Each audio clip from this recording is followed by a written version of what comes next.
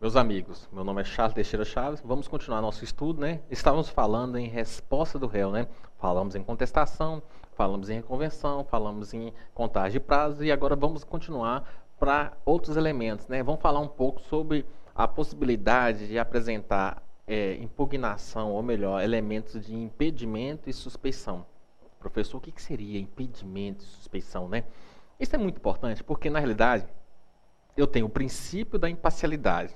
O que é um princípio da imparcialidade? É um princípio que protege o julgador para ele ficar equidistante das partes, para poder ficar distante ao ponto de decidir de forma imparcial. Quando eu falo decidir de forma imparcial, a ideia do princípio da imparcialidade, ele fortalece que o juiz ele não tem interesse nenhum na causa do autor e nem do réu para poder decidir em favor de um e de outro, né? Então, o princípio da imparcialidade é uma regra generalizada, é um princípio generalizado. E aí o Código Processual Civil vai estabelecer regras para ajudar a compreender o que é um princípio da imparcialidade. O que é isso? Situações onde o legislador vai descrever, estabelecendo hipóteses do que não pode porque viola o princípio da imparcialidade. Diante disso, o legislador desdobrou em impedimento e suspeição. Impedimento e suspeição, ele ocorre da mesma forma, ele viola o princípio da imparcialidade. Só que o impedimento é uma hipótese mais grave, são hipóteses mais objetivas, são hipóteses que podem ser arguidas em qualquer momento, inclusive após a coisa julgada, inclusive após o trânsito julgado da matéria. Eu posso ajuizar uma ação rescisória. O que é ação rescisória, professor? A ação rescisória é para desconstituir coisa julgada, matéria que já transitou em julgado. Quando eu visualizo que o juiz é parcial. É tão importante isso, porque eu não posso ter um julgador parcial. Um julgador descompromissado com uma regra de distância, do isolamento da decisão, para poder possibilitar uma decisão de forma mais digna à justiça. Então, o impedimento ele é mais objetivo, mais grave. Já a suspeição também viola o princípio da parcialidade, mas são elementos mais subjetivos. Enquanto impedimento tem elementos objetivos, e nós vamos falar um por um dessas hipóteses, a suspeição, a gente vai perceber que a suspeição, ela traz elementos de características subjetivas. Vamos falar em amigo íntimo, amigo inimigo capital. Então, elementos que precisam de uma análise, elementos que precisam de uma compreensão subjetiva, elementos que podem caracterizar a suspeição ou não, que ela precisa de ter um contexto para levar. Então, a suspeição ela está dentro de um critério subjetivo, o impedimento está dentro de um critério objetivo. A suspeição, se ela não for arguida no momento da compreensão, no momento da ciência, ela não poderá ser alegada novamente. Enquanto que impedimento eu posso alegar até depois da trânsito julgada da matéria, até depois de uma sentença que já transitou julgado, que já fez coisa julgada. Eu posso ajuizar uma ação rescisória para revogar a coisa julgada por conta da violação do impedimento. Regras objetivas. A suspeição eu já não posso. Eu não tenho mais como discutir através de uma ação rescisória. Por quê? Ela só pode ser arguida naquele momento. Se ela não for arguida naquele momento, acabou. Por quê? Ela é elemento subjetivo. Não quer dizer que o juiz é amigo de uma pessoa que ele não vai julgar de forma distante ou equidistante, ou que ele vai julgar a favor de um ou de outro. Então, são elementos que têm uma análise subjetiva. E aí o legislador vai estabelecer, criar regras, não regras fechadas, não um rol taxativo, mas um rol exemplificativo, né? E aí, dentro do rol exemplificativo que nós temos do impedimento, lembrando, impedimento impede o juiz de decidir. Por quê? Viola o princípio da imparcialidade. Regra o quê? Objetiva, que pode ser arguida em qualquer momento. Não precisa ser arguida no momento que eu tomo ciência. O ideal é que faça isso no momento que você toma ciência. Mas se você souber ou tiver essa informação a posteriori, isso gera anulidade de todo o processo. Gera anulidade de todo o processo. Inclusive, cabe ação rescisória para isso. Ok? E aí o nosso legislador, para ajudar a gente a entender o que é elemento de impedimento, que vai violar o princípio da imparcialidade, no artigo 144 ele vai estabelecer: há impedimento do juiz, ou seja, o juiz está impedido de quê? Sendo vedado exercer as funções no processo. Então tem situações que o juiz, regras objetivas, o juiz não pode atuar no processo, sob pena de violar o quê? O princípio da imparcialidade. E aí vem o primeiro inciso. Olha que interessante, senhores, senhoras. A gente vai perceber o seguinte: em que interveio como mandatário da parte. Olha só, se o juiz já atuou como mandatário da parte, ou já oficiou como perito em um processo, ele foi perito de um processo, lá ele tinha uma outra função, ele foi perito e aí deu um parecer, independente de qual parecer, foi favorável ou não. Só o fato de ter sido perito no processo onde já envolveu as partes, já gera impedimento. Bem como funcionou como membro do Ministério Público. Olha só, o juiz, antes de ser juiz, para passar no concurso, ele foi ao Ministério Público. Se ele já atuou no processo como membro do Ministério Público, em um processo, por exemplo, criminal contra o réu, ele não pode ser juiz desse processo. Ele está impedido. Por quê? Porque entende-se que ele fez todo um trabalho para mostrar a culpabilidade do réu no passado, como na função do Ministério Público, e agora, como juiz, fica difícil dele ter uma isenção. Fica difícil ter uma isenção. Daí também será impedido. Regra objetiva, está na lei, está no CPC. E aí, veja bem, ou prestou depoimento como testemunha. Se o juiz prestou depoimento como testemunha, seja do autor, seja do réu, pouco importa. Mesmo que a testemunha tenha a obrigação de dizer a verdade, nós sabemos que a testemunha tem a obrigação de dizer a verdade, mas o legislador entendeu e colocou, ora, se você já fez depoimento como testemunha, você não pode atuar como juiz nesse processo.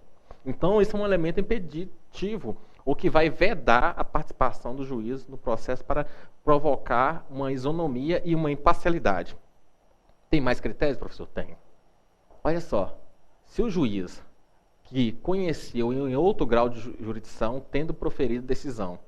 O que é grau de jurisdição? Na realidade, nós temos várias funções de jurisdição, primeira instância, segunda instância, assim por diante. Eu estou falando em função de recursais, ou melhor, dos tribunais. Imagine o seguinte, o juiz aqui é juiz em Belo Horizonte, numa comarca de primeiro grau. E depois ele é promovido, se torna desembargador e vai para o Tribunal de Justiça. Só que o nosso é natural que ele receba o processo daquilo que ele já proferiu decisão.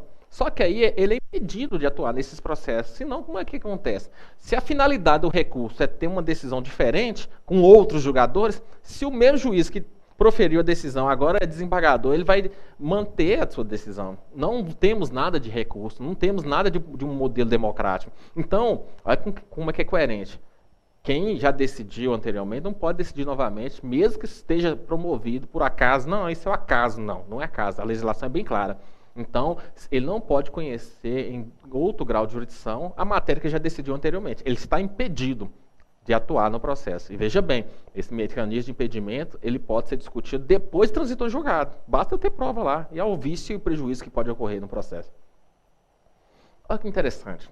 Aí nós temos a terceira hipótese de impedimento. Quando nele estiver postulando como defensor público, ou seja, defensor público, advogado ou membro do Ministério Público, seu cônjuge ou companheiro.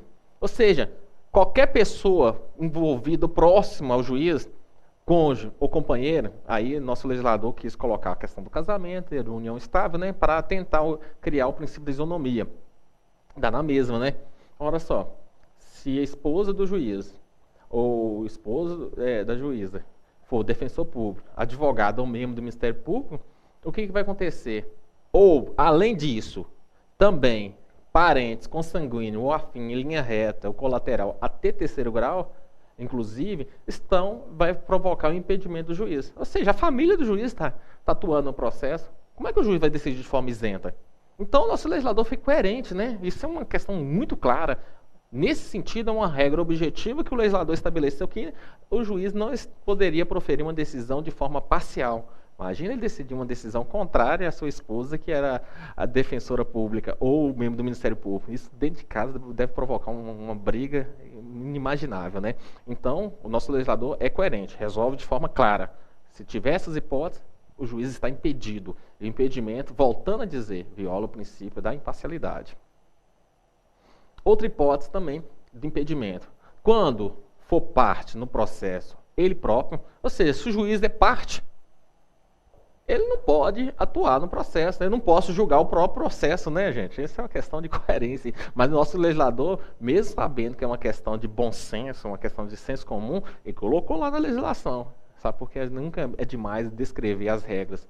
Ainda mais no modelo brasileiro, né, que nós temos muito problema de imparcialidade, né? Então, se ele for parte do processo, ele não pode julgar. Se ele for parte, seu cônjuge ou companheiro, enquanto a outra hipótese era elementos de advogado, membro do Ministério Público, defensor público, né? Aqui não. Aqui coloca o próprio cônjuge, é parte. Lógico, o juiz não pode. Ou parente consanguíneo, ou afim em linha reta, colateral, até terceiro grau, inclusive. Ou seja, qualquer um dos seus parentes ou envolvidos estiver atuando no processo, o juiz está impedido elemento objetivo. Ele não pode proferir decisão. Se ele proferir decisão, essa decisão será nula.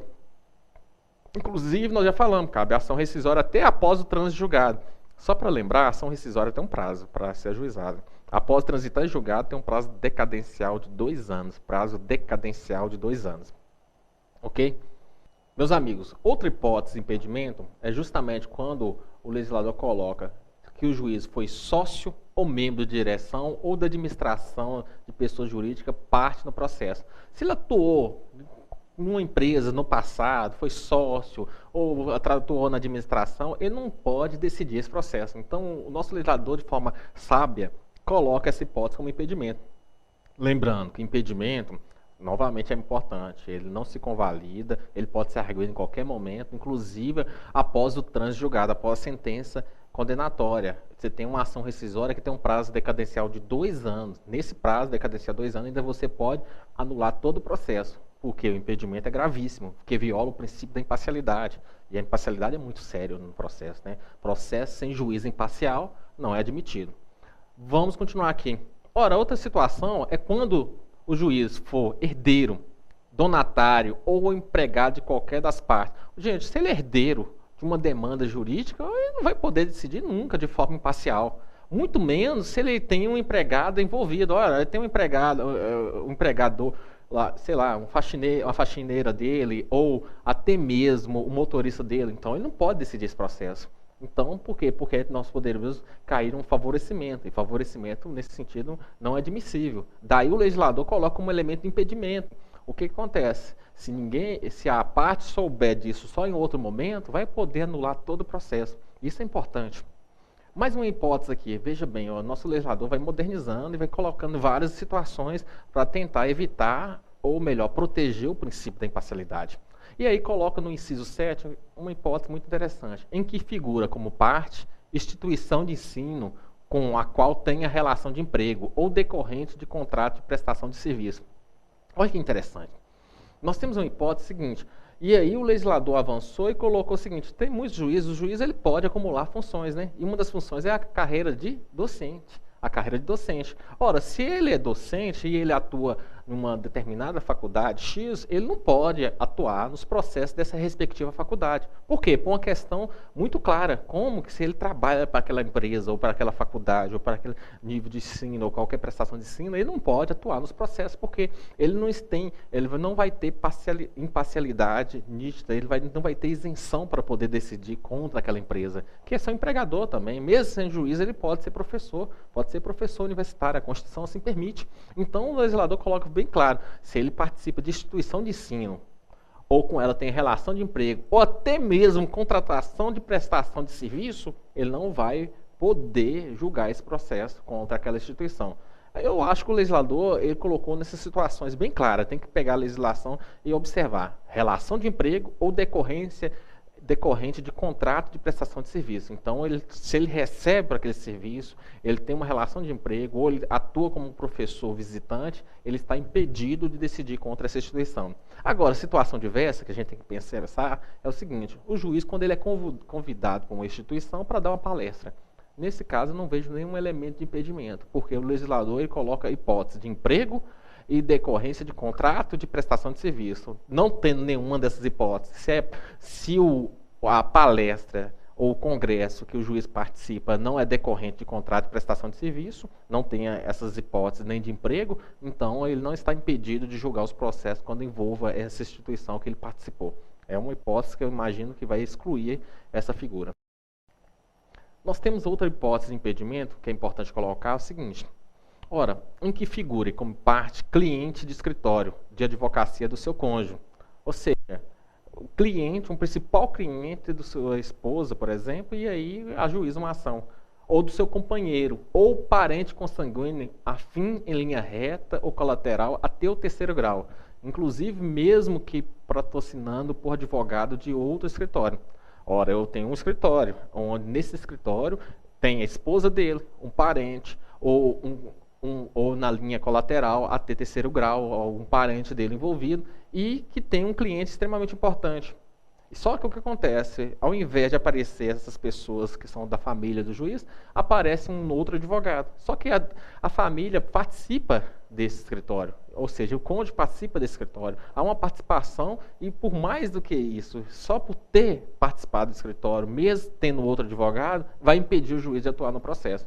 Então isso é muito importante. O legislador criou regras coerentes e essas regras, elas são exemplificativas. O que são regras exemplificativas? São números apertos. O que seriam números apertos? Não são números fechados. Eu posso fazer uma interpretação hermenêutica para englobar ou para agregar outras hipóteses semelhantes à estrutura que nós colocamos aqui de impedimento.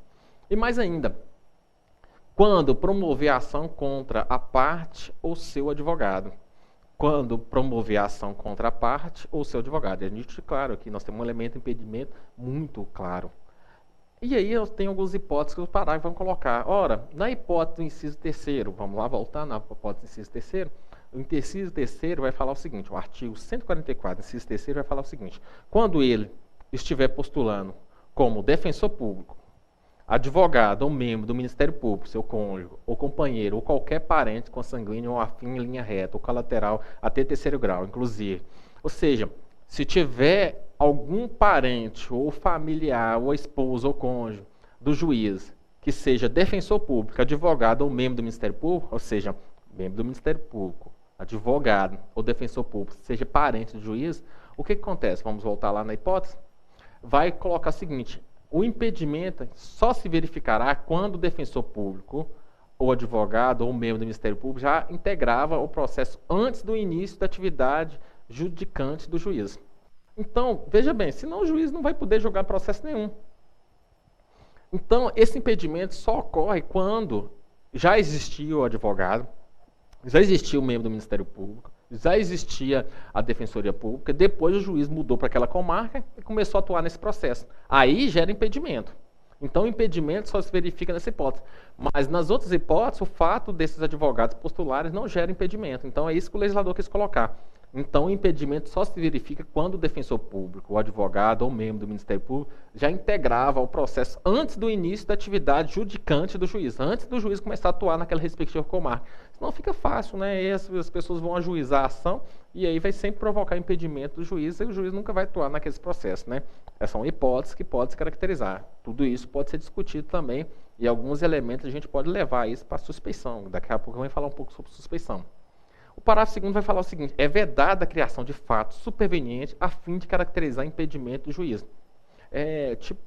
Então, o nosso legislador fala o seguinte, as partes vão criar manobras para tentar encontrar com o juiz e criar várias hipóteses de impedimento. Por exemplo, agendei para conversar com o juiz, chamei ele para a faculdade para dar uma palestra, e aí ele já está impedido de julgar o processo? Não, nós já até falamos que, na realidade, foi dar uma esterilização do conhecimento, uma semana jurídica. Então, é vedado qualquer elemento posterior, e as pessoas vão e tiram fotos com a instituição, tiram foto, põe no Facebook, põe na rede social, justamente para tramar um elemento de impedimento. O fato de você encontrar, na realidade, o juiz, ele não tem um papel antissocial. Na realidade, ele tem que encontrar com os advogados, tem que ter acessibilidade, tem que conversar. Isso tudo não impede que ele vai decidir de forma imparcial. O fato dele conversar com uma parte, conversar com outra parte, não impede. Ele só não pode o quê? Caracterizar um dos elementos de impedimento. O fato dele ter diálogo com as partes e poder atendê-los no seu cartório, lá na secretaria, não gera elementos de violação do princípio da imparcialidade. O juiz não é um ser que não vai comunicar com ninguém. O parágrafo terceiro vai colocar o seguinte também. O impedimento previsto no inciso terceiro. Relembrando, qual que é o inciso terceiro? Quando nele atua cônjuge, companheiro, parentes colaterais até o terceiro grau, ou seja, familiares deles, atuam em qual função? Como advogado, como membro do Ministério Público e como defensor público, em uma dessas hipóteses. E aí nós temos a situação. O impedimento previsto no inciso terceiro seria essa situação, advogado, defensor público, membro do Ministério Público. Também se verifica no caso de mandato conferido a membro de escritório de advocacia que tenha em seus quadros advogados que individualmente ostente as condições nelas previstas, mesmo que não intervenha diretamente no processo. Então vamos lá. Ora, o escritório X tem 5 advogados. Nesses 5 advogados tem a esposa do juiz. E aí o que acontece? O inciso terceiro fala que é impedimento quando o advogado atua no processo, né? O advogado atua no processo. Se a esposa atuar, gera um impedimento do juiz. Mas aí o nosso legislador, de forma capciosa, percebeu que poderia usar manobras, né? O escritório do advogado, que tem advogado que é esposa do juiz, poderia ela não atuar no processo, mas os demais vão assinar as petições. E aí o legislador, sabendo disso e surgindo prova disso, vai gerar o impedimento do juiz. Ora, o fato da esposa não atuar, mas o escritório que ela atuar, gera um impedimento. Gera um impedimento. Isso é muito bacana, né? O nosso legislador, então, fala o seguinte, ora, mas cadê a petição assinada pela esposa? Não, mas a esposa participa desse escritório. E aí o legislador foi claro. Se nos quadros advogados que individualmente ostentar a condição nela prevista, mesmo que não intervenha diretamente no processo, mesmo que ele não assina nenhuma peça, será e vai provocar um impedimento. Então, isso é muito interessante, muito bacana. A ideia do princípio da imparcialidade está sendo preservada, porque o juiz se torna impedido de atuar nesse processo. E aí poderia ser uma manobra até inteligente, né? Ora, a esposa dele não aparece em nenhuma peça, mas ela faz parte daquele escritório, né? Aquele escritório X que recebe um nome X, e aí o legislador atento esse tipo de manobra, esse tipo de jeitinho brasileiro, ele tenta evitar e afasta o juízo para não poder decidir nesse tipo de matéria. Na próxima aula a gente vai falar um pouco sobre suspeição. E aí, só para recapitular, a suspeição é um elemento subjetivo, tem que ser arguído na oportunidade que toma ciência, ou que a parte possa falar na primeira oportunidade que a parte possa falar nos autos. Ao contrário do impedimento você pode arguir em qualquer outro momento, até depois do trânsito julgado, na ação rescisória. Lembrando que a ação rescisória tem um prazo decadencial de 2 anos. A suspeição já não pode ser arguída em ação rescisória. Ela tem a oportunidade de ser arguida nesse momento, ela é um elemento subjetivo, o legislador vai criar elementos que tem que demonstrar através de prova, elementos que nem sempre, porque, por exemplo, se a parte é inimigo ou amigo capital, vai poder decidir de forma imparcial, não. Tem pessoas que têm hombridade para poder decidir, mesmo não gostando do jeito que a outra pessoa fala, demonstra ou atua como advogado, isso é um elemento subjetivo. Então, a suspeição é um elemento subjetivo que nós vamos falar na próxima conteúdo.